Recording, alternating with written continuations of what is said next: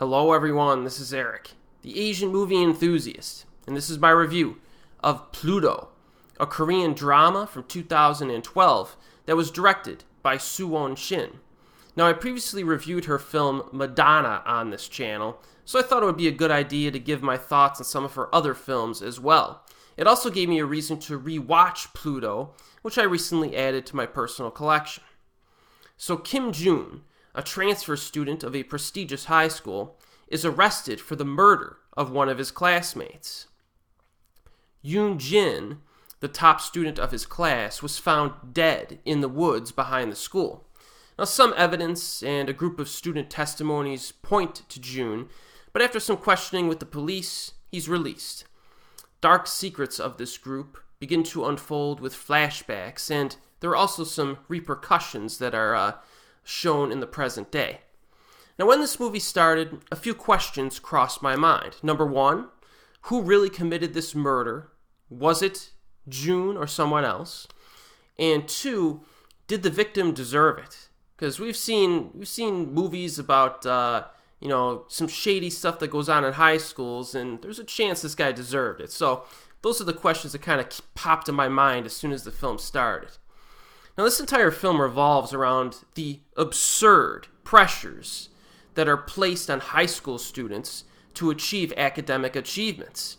But more specifically, it focuses on a particular group of students here who are members of an elite group, composed of the top performers of the school who have access to certain privileges that allows them to keep their high academic standards and rankings. So, for example, they are allowed some additional study time, special tips on the types of questions on upcoming tests, etc. So they have an advantage to stay at the top.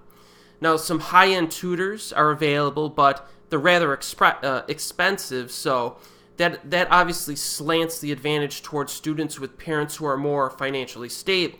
So there's all this stuff going on here.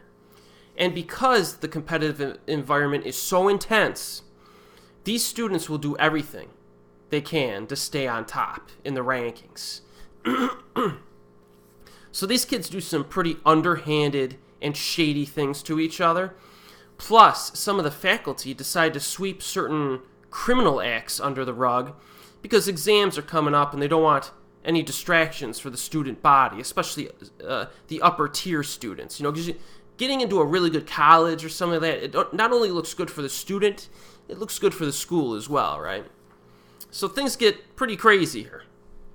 Now, this movie does a very good job of establishing that stifling, pressure-filled existence for these characters. The tone gets pretty dark at times, but it's presented in kind of a low-key manner.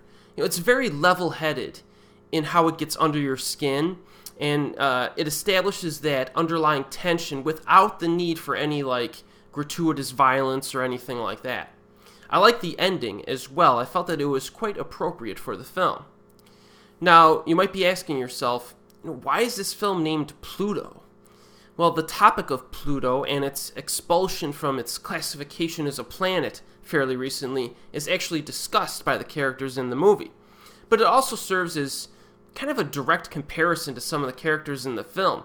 I read somewhere that Pluto has more recently been used as a verb in the English language. So to Pluto someone is to demote or devalue that person. So that's certainly a term that is applicable to this film.